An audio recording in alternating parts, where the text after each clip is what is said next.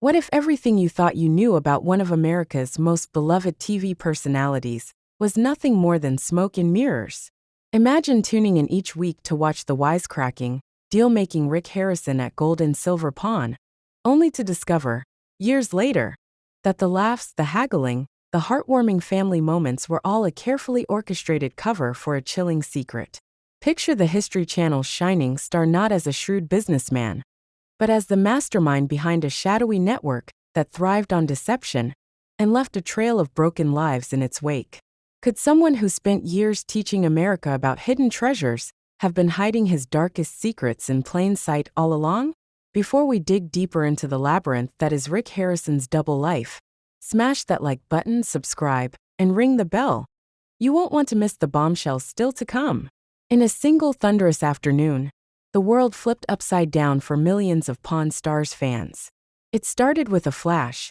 News broke that Rick Harrison, America's favorite negotiator, had been apprehended in a jaw-dropping sting operation. But this wasn't your typical celebrity scandal. No rehab stint, no tax evasion, no headline-grabbing divorce. This was something far more sinister. As the nation watched, Rick, once the face of family-friendly reality TV, became the centerpiece of a case that threatened to tear down the very empire he'd spent decades building. How did Rick go from TV icon to public enemy overnight?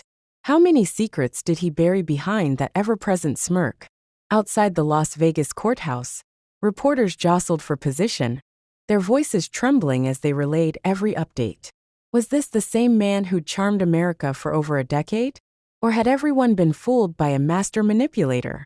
The arrest footage made its way to every screen, Rick shackled and glassy-eyed, making a desperate dash for the exit, only to be wrestled down by federal agents.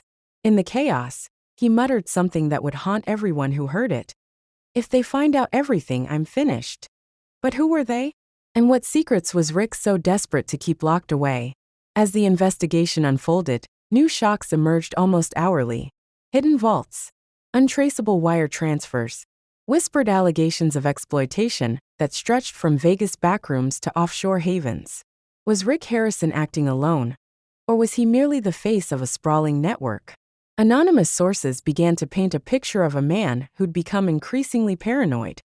A man who watched his employees as closely as he watched the merchandise. What exactly happened in those off-limits areas of the pawn shop? And what did Rick's closest allies know about the true nature of his business? To understand the full magnitude of this fall from grace, we have to rewind. Not to the first episode, not even to the day the pawn shop opened, but further.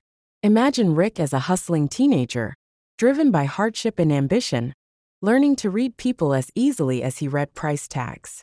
The pawn shop wasn't always a Vegas landmark.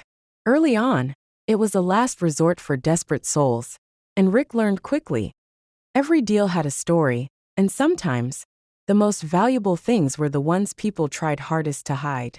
Was it this early exposure to desperation that led Rick down a darker path?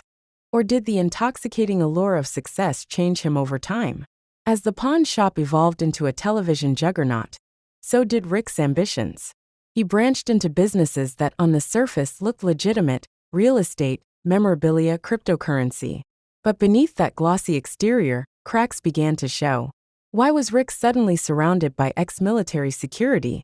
Why did longtime employees quietly disappear, replaced by nameless faces who never spoke to the press? Each new venture seemed to bring fresh rumors: foreign bank accounts, strange midnight meetings, whispers of intimidation.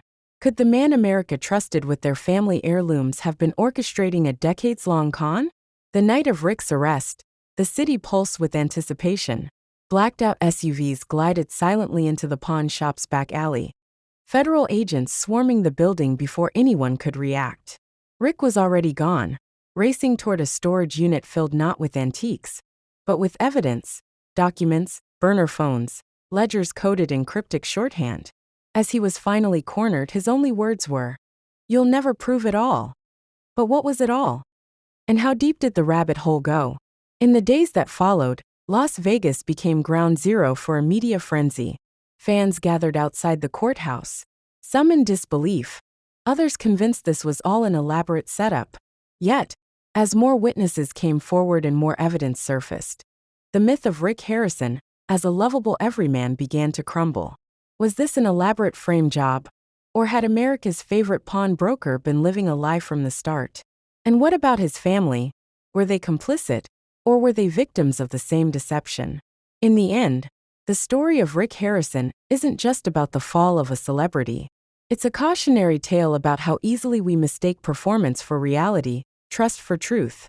As the trial looms and new revelations threaten to explode, one question remains. Who else was in on the secret? And what will come to light next? Don't miss the next chapter in this unbelievable saga. Hit subscribe now so you're first to know when the truth finally comes out.